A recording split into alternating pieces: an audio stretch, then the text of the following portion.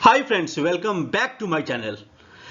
आज हमने पीजीबी पे स्टार्ट कर चुका हूं। हमने डील किया था कुछ important concept like carbon credit, keyman insurance policy, section 28 already मैं डील कर चुका हूं। मैं डिप्रिसिएशन स्टार्ट करूंगा, उसके पहले कुछ केस लॉस को देखते हैं। डिप्रिसिएशन का क्लास बहुत ही लंबा होगा, 10-12 वीडियोज होंगे, सो उसके पहले बेटर रहेगा कि हम कुछ केस लॉ कर लेते हैं। केस लॉ आपके एग्जाम में पूछता है। केस लॉ आपके लिए रिलेवेंट इसलिए भी है कि इस केस लॉ के थ्रू आप जान पाते हो कि किस तरीके से एसएससी प्लानिंग कर रहा है और डिपार्टमेंट किस तरीके से उसके प्लानिंग को नलीफाई कर रहा है। कोर्ट के जजमेंट कैसे आते हैं। सब जगह डिपार्टमेंट सही होगा ऐसा भी नहीं है, लेकिन मैं बहुत सारे केस में डिपार्टमेंट भी सही होते हैं और बहुत सारे केस में एसएससी भी सही होते हैं। तो हम इस केस लॉ को जानेंगे प्रैक्टिकल एग्जांपल्स के थ्रू। आप ये मान के चलो कि कोई यदि इनकम है, मैं यदि उस इनकम को पीएल में नहीं दिखा के नेट प्रॉफिट में रिफ्लेक्ट नहीं करके मैं चाहूं तो उस प्रॉफिट को मैं डायरेक्टली कैपिटल से एडजस्ट कर सकता हूं या फिर प्रॉफिट को मैं एसेट से एडजस्ट कर सकता हूं। मींस प्रॉफिट का इंपैक्ट मैं पीएल में नहीं दिखा के डायरेक्टली मैं उसको बैलेंस शीट में दिखा दूंगा। तो इस तरीके के कंसेप्ट हम लोग डील करेंगे through case law. Case law आपके लिए रिलेवेंट इसलिए भी है क्योंकि ये आपके एग्जाम में बहुत बार ऐसा क्वेश्चन आया हुआ है। First thing. सेकंड, आपको नाम याद नहीं करने हैं कि किस केस में क्या हुआ था। आपको यदि नाम याद रहा तो बहुत अच्छी बात है, लेकिन यदि नाम याद नहीं भी रहा तो कोई बात नहीं। आपको सिर्फ फैक्ट को समझना है और क्यों ये जजमेंट दिया गया था उस मैटर को आपको देखना है। तो चलिए स्टार्ट करते हैं। Today is day 8 and we are going to discuss on case laws on several topics। तो देखिए, without taking much time I just start my class। मैंने कहा था कि आप प्रॉफिट को किस तरीके से दिखाते हो। आप प्रॉफिट को नेट, आपका जो कंपनी में जो प्रॉफिट हो रहा है, जो इनकम हो रहा है, उस इनकम को नेट प्रॉफिट में इंपैक्ट नहीं देकर आप डायरेक्टली उसको कैपिटल से एडजस्ट कर सकते हो या उसको एसेट्स के वैल्यू को कम कर सकते हो। तो इस तरीके से दैट मीन्स प्रॉफिट को पीएल में नहीं दिखा के, इनकम को पीएल में नहीं दिखा के इनकम को आप बैलेंस शीट में दिखा देते हो और टैक्स प्लानिंग करके निकल जाते हो। आपने यदि इनकम को बैलेंस शीट में दिखा दिया तब क्या होगा, तब वो प्रॉफिट आपके नेट प्रॉफिट को रिफ्लेक्ट नहीं करता, वो उस इनकम से आपका नेट प्रॉफिट रिफ्लेक्ट नहीं करता है और आप टैक्स प्लानिंग करके निकल गए। बट इन सभी टैक्स प्लानिंग को जो असेसिंग ऑफिसर बैठे हुए हैं, मैंने क्या कहा था, चूहे बिल्ली का दौर लगा रहता है। जो असेसिंग ऑफिसर बैठे हुए हैं वो इसको पकड़ लेते हैं और इसको लेकर फिर वो फर्दर आ जाता है, सुप्रीम कोर्ट तक ही जाते हैं। प्रत्येक बार एओ ही करेक्ट हो ये भी कंपलसरी नहीं है, लेकिन बहुत सारे जजमेंट ऐसे होते हैं जिसमें एओ भी करेक्ट होते हैं, बहुत सारे जजमेंट में एससीसी भी करेक्ट होते हैं। तो आज का एक केस मैं करने वाला हूं, बहुत ही इंपॉर्टेंट केस है, बहुत ही अच्छा लगेगा आपको देख के।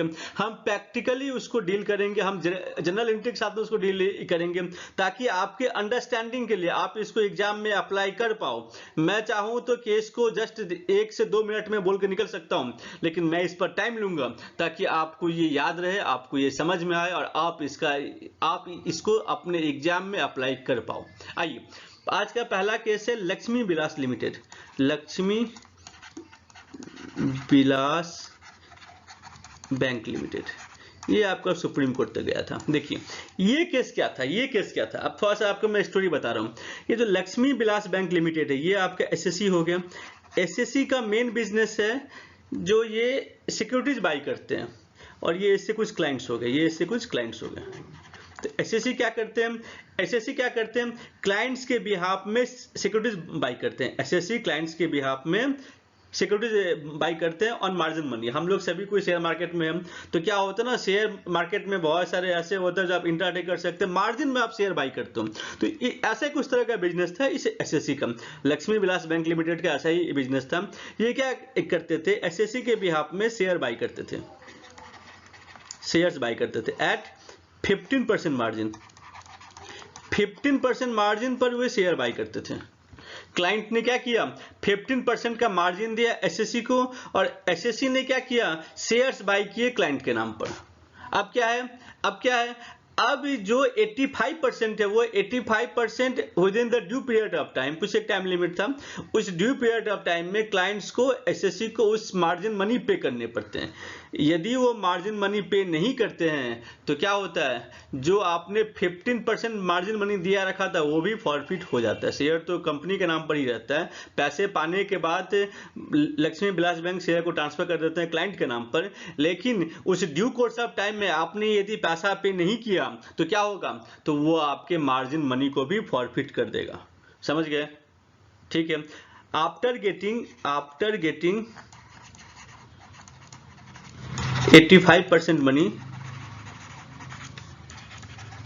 shares would be transferred to clients. समझ गए?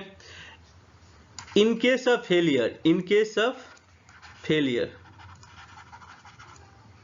of payment of 85% money, 15% margin money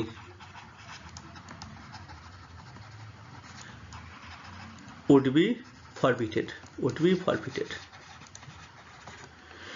तो केस क्या हुआ वो तो आप लोग समझ गए। क्या होता है, क्लाइंट मार्जिन मनी देता है बैंक को, बैंक क्या करते हैं, क्लाइंट के बिहाफ में शेयर्स को बाई करते हैं, जो डिफरेंस ऑफ 85% पैसा रहता है वो क्लाइंट्स ट्रांसफर करते हैं एसएससी को, एंड ये transfer with in the due course of time होना चाहिए। यदि ये transfer with in the due course of time, जो भी एक फिक्स्ड एग्रीमेंट में जो टाइम पीरियड दिया हुआ है, यदि आप यदि उस टाइम पीरियड के अंदर में नहीं करते हो तो क्या होगा, जो पैसा दिया गया था वो पैसा 15% मार्जिन मनी फॉरफिट हो जाता है। आपने यदि पैसा दे दिया तो मार्जिन मनी पाने के बाद वो जो शेयर्स है वो क्लाइंट्स के नाम पर ट्रांसफर कर दिए जाते थे। ये आपका नॉर्मल बिजनेस था।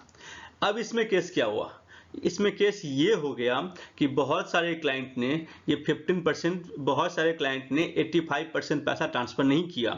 उस कारण से क्या हो गया, जो 15% जो मार्जिन मनी है वो भी आपका फॉरफिट हो गया। 15% मार्जिन मनी था, उसको लक्ष्मी विलास बैंक लिमिटेड ने, एसएससी ने उसको फॉरफिट कर दिया। अब बताइए इशू क्या हुआ होगा, सोचिए इशू क्या होगा। इशू ये हुआ, जो एसएससी ने क्या किया, जो लक्ष्मी विलास बैंक लिमिटेड है उसने क्या किया, उसने जो ये 15% मार्जिन मनी फॉरफिट कर लिया वो आपका कैपिटल से एडजस्ट कर, वो आपके सिक्योरिटीज के वैल्यू से एडजस्ट कर दिया, जो सिक्योरिटीज के वैल्यू था उससे एडजस्ट कर दिया। और एओ का क्या कहना है, एओ का कहना है ये जो 15% मार्जिन मनी जो आपने फॉरफिट किया है ये आपका प्रॉफिट है, आप इसको इनकम में दिखाइए और उसके ऊपर टैक्स पे कीजिए। देखिए हम नेक्स्ट स्लाइड में डील करते हैं कि किस तरीके से एसएससी ने इस पूरे के पूरे जो मैनेज किया था उसको हम लोग देखते हैं। आइए हम लोग जनरल एंट्री के साथ में इसको देखेंगे। देखिए क्या किया होगा, मैंने क्या कहा था, जो पैसा जो 15% जो मार्जिन मनी मिला था उसको उसने फॉरफिट कर लिया, और फॉरफिट करने पर क्या एंट्री पास किया होगा। सबसे पहले आप ये देखिए कि इसके जनरल एंट्री क्या होंगे। General entry SSC means Lakshmi Vilas bank के बुक में क्या एंट्री उसने पास किया होगा, लक्ष्मी विलास बैंक ने क्या एंट्री पास किया होगा, आप उसको वो समझिए। देखिए पहला एंट्री पास किया होगा, जैसे ही इसको मार्जिन मनी मिला तो bank account debit to margin money, कितना मिला 15 रुपीज। अब बताइए कितना रुपया का शेयर बाई किया गया, 100 रुपीज का शेयर बाई किया गया। तो क्या किया मैंने, shares account debit 100 to bank 100 rupees.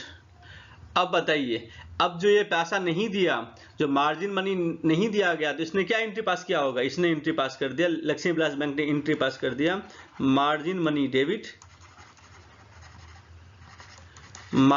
Debit to shares, और शेयर्स का वैल्यू, इन्वेस्टमेंट का वैल्यू 15 रुपए से कम कर दिया, इन्वेस्टमेंट का वैल्यू 15 रुपए से कम कर दिया। और इस मार्जिन मनी को इसने अपने बुक्स ऑफ अकाउंट्स में पीएल में दिखाया ही नहीं, इसको इसने बैलेंस शीट में दिखा दिया, और इस तरीके से ये टैक्स प्लानिंग करके निकल रहा था। इसने कहा था कि मार्जिन मनी को मैंने शेयर से एडजस्ट कर लिया है। अब बताइए एओ ने क्या कहा, एओ ने कहा कि ये जो 15 लाख रुपीज है ये आपका इनकम होना चाहिए। 50 लाख रुपीज है, ये आपका इनकम होना चाहिए। समझ गए हम? ठीक है। और आपका जो सिक्योरिटी का वैल्यू रहेगा, जो आपके शेयर्स के वैल्यू है, जो आपके सिक्योरिटीज के वैल्यू है, जो आपके इन्वेस्टमेंट के वैल्यू है, वो आपका 100 ही रहेगा, वो आपका 85 नहीं होगा। तो बताइए, तो करेक्ट एंट्री क्या होना चाहिए था? करेक्ट एंट्री क्या होना चाहिए था? करेक्ट एंट्री होना चाहिए था आपका margin money debit to profit and loss account. समझ गए आप लोग? और ये मार्जिन मनी आपका इनकम होना चाहिए था। अब क्या हुआ गया? अब क्या हो गया? इसको एओ ने कहा कि 50 लाख रुपए इनका आपका इनकम है, और सुप्रीम कोर्ट ने इस एओ का जो डिसीजन था, एओ का जो ओपिनियन था, उसको विदहेल्ड रखा। उसने कहा कि सही बोल रहे हो, कि कंटिन्यू रखा, वैलिड रखा। उसने सुप्रीम कोर्ट ने कहा कि एओ का ऑब्जर्वेशन करेक्ट है, और ये 15 लाख रुपीज आपका इनकम में आएगा। सुप्रीम कोर्ट हेल्ड दैट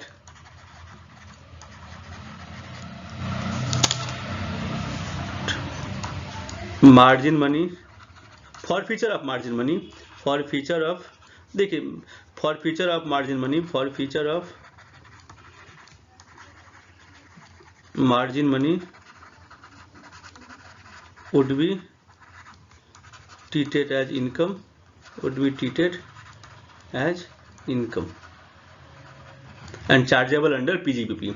और ये आपका PGBP के अंदर में आएगा, ये आपका PGBP के अंदर में आएगा। समझ गए आप लोग? ठीक है। तो यहाँ पर सुप्रीम कोर्ट ने एससी एओ के ओपिनियन को कंटिन्यू रखा, और एओ के ओपिनियन को वैलिड माना। एओ यहाँ पर करेक्ट था। चलिए नेक्स्ट केस लो और एक डील करते हैं। नेक्स्ट केस लो एक और डील करते हैं। पहला मैंने आपको बताया था Lakshmi Vilas bank, important case है। इस केस का नाम मैं आपको नहीं बोल रहा हूँ, आप सिर्फ इसके फैक्ट को समझिए कि केस क्या था। फैक्ट को समझिए, केस क्या था। ये आपका एक अंडर राइटिंग का केस है, अंडर राइटर का केस है। अंडर राइटर क्या होते हैं बताइए? अंडर राइटर क्या होते हैं? कमेंट में आप लोग बताइएगा कि अंडर राइटर क्या होते हैं। अंडर राइटर मैं आपको थोड़ा सा ब्रीफ में बोलता हूँ। अंडर राइटर क्या होते हैं? अंडर राइटर जब कोई भी नया शेयर मार्केट में इशू होता है, जब कोई भी नया शेयर मार्केट में इशू होता है, तो वो एक अंडर राइटर को खोजता है। अंडर राइटर मतलब हुआ कि यदि शेयर से फुल्ली सब्सक्राइब नहीं हुए, तो जो डिफरेंस रहेगा वो आपका सब्सक्राइब कर लेगा अंडर राइटर। समझ गए? सपोज कीजिए 100 लाख रुपीज के शेयर्स मार्केट में आए, 100 लाख रुपीज के शेयर्स मार्केट में आए, और अंडर राइटर क्या कहता है? अंडर राइटर कहता है कि यदि ये शेयर सब्सक्राइब नहीं हुए, तो अंडर राइटर इस शेयर को बाई कर लेगा। अंडर राइटर इस शेयर को बाई कर लेगा, ताकि पब्लिक इशू फेल ना हो जाए, पब्लिक इशू फेल ना हो जाए। इसके लिए आपका अंडर राइटर इस तरीके का एग्रीमेंट मतलब अंडर राइटिंग करता है शेयर्स का। तो अंडर राइटिंग तो फ्री में तो करेगा नहीं, तो इसके लिए क्या करता है? उसको कमीशन मिलता है, कमीशन मिलता है। जितने भी शेयर्स हैं सबके ऊपर एक कमीशन मिलता है। से फॉर एग्जांपल 5%। देखिए मैं आपको एक सिंपल सी बोलता हूँ। देखिए पब्लिक इशू होता है, पब्लिक इशू हुआ, पब्लिक इशू कितना का हुआ? सपोज करो 100 lakh shares at a rate of ₹100 each. ठीक है। एसएससी क्या कर रहा है? एसएससी अंडर राइटर है। एसएससी क्या कर रहा है? अंडर राइटर है। मतलब क्या होता है ना, कोई भी कंपनी मार्केट में जब आता है, तो यदि मार्केट क्रैश है या कुछ मार्केट को सेंटीमेंट ठीक नहीं है या जो कुछ भी, इस सब कारण से वो आईपीओ फेल ना हो जाए, इसके लिए अंडर राइटर को दे दिया जाता है कि भाई ये पूरा का पूरा जिम्मेदारी आपकी है, आप इसको सेल कराओ। आप यदि ये सेल नहीं हुआ तो आपको उठाना पड़ेगा। ठीक है। तो एसएससी के अंडर राइटर है, और बदले में कमीशन क्या होता है? कमीशन मिलता है इसको 5%। फॉर एग्जांपल क्या बता रहा हूँ, 5% कमीशन, 5% कमीशन। तो ये कमीशन किस पर मिलेगा? कमीशन मिलता है होल अमाउंट पर, होल शेयर्स पर कमीशन मिलता है। ऐसा नहीं कि जो अंडर राइटर कर रहा है उसी पर कमीशन मिलेगा, जो पब्लिक सब्सक्राइब कर रहे हैं उस पर भी इनको कमीशन मिलता है, उस पर भी इनको कमीशन मिलता है। तो सपोज ये हमारा केस था। देखिए अब क्या हुआ होगा, देखिए क्या हुआ होगा। पब्लिक ने सब्सक्राइब किया, पब्लिक सब्सक्राइब्ड, सपोज करो 90 लाख शेयर्स।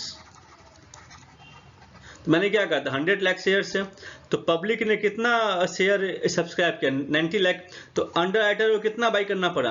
अंडर राइटर को ये बाई करना पड़ा 10 लाख, सॉरी 10 लाख। 100 लाख में से 90 लाख ने तो पब्लिक कर लिया, तो 10 लाख रुपीज क्या हुआ, अंडर राइटर ने सब्सक्राइब किया। समझ गए? अब मुझे ये बताओ इस पब्लिक वाले पर कितना कमीशन मिला, इस पब्लिक वाले पर कितना कमीशन मिला था, 90 लाख इंटू 100 और इसका 5%, कितना आएगा देखिएगा, 90 लाख इंटू 100 और इनका 5%, total is 450 lakh, total is 450 lakh. तो ये जो 450 लाख मिला ये तो अंडर राइटर का कमीशन है, ये उसका इनकम है, तो ये तो पीजीबीपी के अंदर में आएगा ही, इसमें कोई डाउट नहीं है, ये पीजीबीपी के अंदर में आएगा, इसमें नो डाउट, बियॉन्ड डाउट, इसमें कोई डाउट नहीं है। समझ में आया? अब बताइए ये जो 10 लाख के ऊपर जो कमीशन मिला उसका क्या होगा, 10 लाख के ऊपर कितना का कमीशन मिलेगा, 10 लाख के ऊपर मिलेगा 10 लाख इंटू 100 और इसका आपका 5%, 10 लाख के ऊपर कमीशन मिला 50 लाख रुपीज, ये 50 लाख रुपीज क्या होगा, 50 लाख रुपीज क्या होगा, ये इसके ऊपर आपका केस है, इसके ऊपर ये आपका जो केस हुआ था ये इसी के ऊपर हुआ था। 50 लाख का क्या होगा, आपको क्या लगता है, आपको क्या लगता है कि 50 लाख क्या माना जाएगा, 50 लाख इनका इनकम माना जाएगा या फिर ये कॉस्ट ऑफ एक्विजिशन से एडजस्ट होगा, बताइए क्या होगा। नॉर्मली देखिए नॉर्मली क्या हुआ था, इसी में करता हूँ, देखिए नॉर्मली क्या हुआ था, ये जो 50 लाख रुपीज है इसको एसएससी ने ट्रीट किया था, एसएससी ने ट्रीट किया, जो शेयर प्राइस जो था वो 100 रुपीज का है, 5% कमीशन तो 95 रुपीज, माने एसएससी का कहना था कि जिस इन्वेस्टमेंट को वो बाई किया है वो इसका कॉस्ट ऑफ एक्विजिशन 95% है, उसका कॉस्ट ऑफ एक्विजिशन 95% है। और एओ का क्या कहना था, एओ का कहना था जो ये 50 लाख रुपीज है ये भी आपका इनकम है, 50 लाख रुपीज भी आपका इनकम होगा, 50 लाख रुपीज भी आपका इनकम होगा। देखिए आगे क्या होता है, मैटर गया सुप्रीम कोर्ट तक, मैटर गया सुप्रीम कोर्ट तक। अब बताइए आप लोग सोचिए ये क्या होना चाहिए, ये जो 50 लाख रुपए जो उसको मिल रहा है, जिस शेयर को उसने खुद ही अंडरराइट किया, जिस शेयर को उसने खुद ही बाई किया, जिस शेयर को पब्लिक ने बाई किया, उसके ऊपर जो अंडरराइटिंग कमीशन है वो तो पूरी तरीके से इनकम है पीजीबीपी, इसके ऊपर कोई डाउट नहीं है। बट जो कमीशन उसके बाई करने पर अंडर राइटर ने जो अंडर राइटिंग किया था शेयर्स का, 10 लाख रुपए शेयर्स का जो बाई किया था, जो 50 लाख का जो कमीशन था उसके ऊपर क्या होगा, एसएससी ने कहा जो ये मेरा कॉस्ट ऑफ एक्विजिशन से एडजस्ट होगा, और एओ का कहना है कि ये आपका इनकम का पार्ट होगा। सुप्रीम कोर्ट ने क्या किया, सुप्रीम कोर्ट ने कहा कि इंटरनेशनल प्रैक्टिस भी है, ये वर्ल्ड वाइड प्रैक्टिस है, ये वर्ल्ड वाइड प्रैक्टिस, अपने जजमेंट में सुप्रीम कोर्ट ने कहा था ये वर्ल्ड वाइड प्रैक्टिस है, जो कॉस्ट ऑफ एक्विजिशन आपका 95% होगा, जो 5% जो आपका कमीशन है वो आपका जो आपने शेयर बाई किया था उससे एडजस्ट होगा, जो सिक्योरिटीज आपने अंडरराइटिंग किया था उससे आपका एडजस्ट होगा, उससे आपका एडजस्ट होगा। और ये आपका जजमेंट सुप्रीम कोर्ट का आया था जो एसएससी के फेवर में गया था, जो एसएससी के फेवर में गया था। आइए देखते हैं, नेक्स्ट केस देखते हैं। एक और केस करते हैं जो सबसे इंपॉर्टेंट केस है, जो सबसे इंपॉर्टेंट केस है। अभी तक मैंने जो 2 केस कराया था मैंने उसके ऊपर कुछ नहीं कहा था, बट इसमें मैं आपको कहूंगा कि आप इसका नाम याद करके रखना, आप इसका नाम याद रखना। देखिए केस क्या, केस आपका चेन्नई प्रॉपर्टीज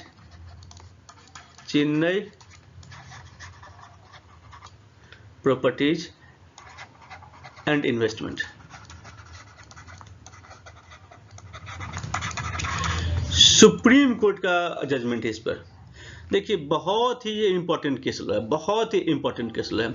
ये जो कंपनी है चेन्नई प्रॉपर्टीज, ये जो एसएससी है, ये जो एसएससी है, इस एसएससी का मेन बिजनेस क्या है, एसएससी का मेन बिजनेस है, एसएससी का main business as per article of association and memorandum, जो भी आर्टिकल्स और मेमोरेंडम होते हैं उसके हिसाब से जो एसएससी का मेन बिजनेस है वो क्या मेन बिजनेस है, main business is acquiring property and let them on higher.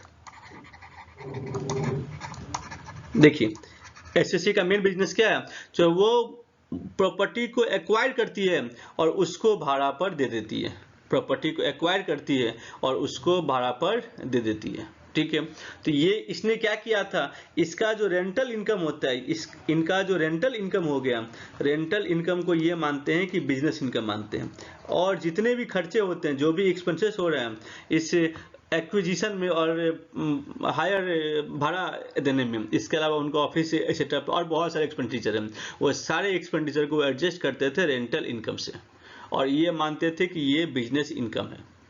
ऐसे एओ का क्या कहना है, एओ का कहना है कि जब कहीं भी आप प्रॉपर्टी रेंट पर देते हो तो ये आपका इनकम फ्रॉम एचपी में आएगा, ये आपका इनकम फ्रॉम हाउस प्रॉपर्टी का पार्ट है, और सिर्फ 30% रिडक्शन ही अलाउड है। समझ गए आप लोग, जो लोग एचपी किए होंगे बीकॉम लेवल पर, इंटर लेवल पर, तो क्या होता है एचपी में, क्या होता है हाउस प्रॉपर्टी में, क्या होता है जो भी ग्रॉस एनुअल वैल्यू होता है उससे आपका 30% टैक्स ही आपका एडजस्ट होता है। तो क्या हो गया, टोटल 30% ही अलाउ है। और एसएससी का क्या कहना था कि ये मेरा बिजनेस है, मैं इसी का काम करता हूँ, ये प्रॉपर्टी जो मैं बाई करता हूँ और उसको मैं रेंट पर दे रहा हूँ, मेरे सब इसमें कोई भी ऐसा बिजनेस नहीं हो सकता जिसमें 70% का प्रॉफिट होता है, 30% खर्चे होते हैं। ये मैटर आगे गया, मैटर सुप्रीम कोर्ट तक गया। सुप्रीम कोर्ट ने क्या कहा, सुप्रीम कोर्ट ने क्या कहा, देखिए देखते हैं आगे लेते हैं।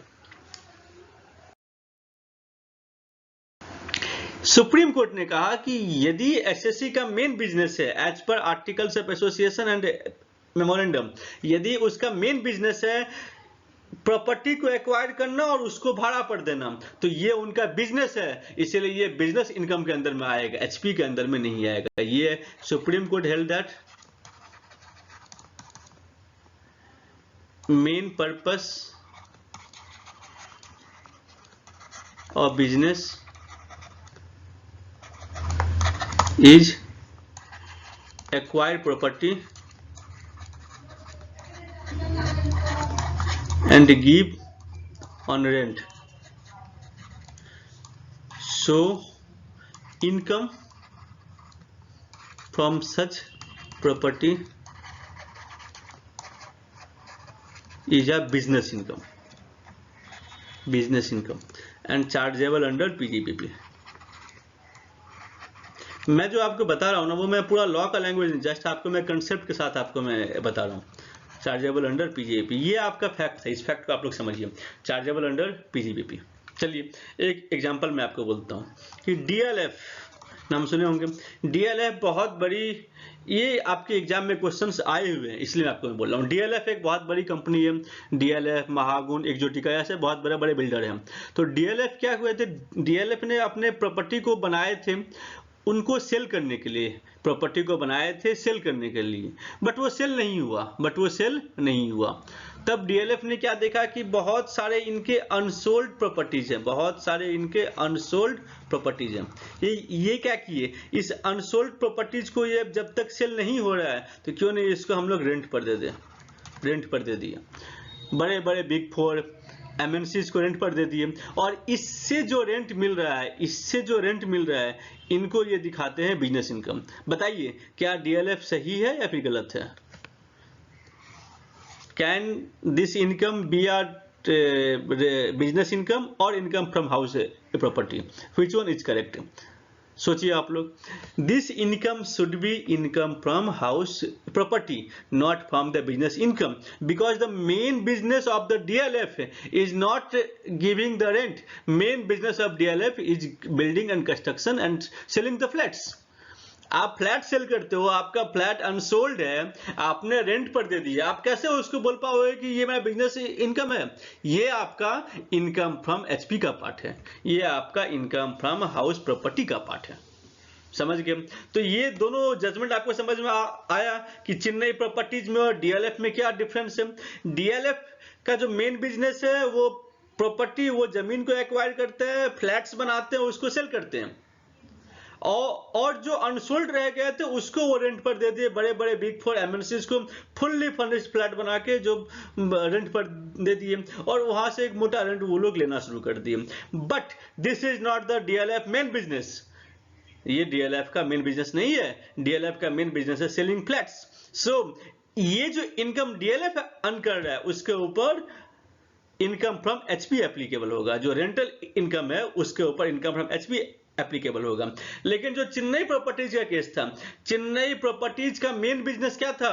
चेन्नई प्रॉपर्टीज का मेन बिजनेस था प्रॉपर्टी को एक्वायर करना और उनको भाड़े पर देना। यदि आपका मेन बिजनेस है प्रॉपर्टी को एक्वायर करना और उनको भाड़े पर देना, तो this will be your business income, not the income from house property. I think this point is clear. Thank you, friends. I have tried my level best to make you understand all these case laws in very simple way, in very simple language. I hope ये video आपको पसंद आया होगा। ये video आपको कैसा लगा? Kindly give your comment. I love to read your comment and give a reply on that. Thank you for today. Thank you, friends, and keep connected with my channel for more updates and for more videos. Thank you, friends.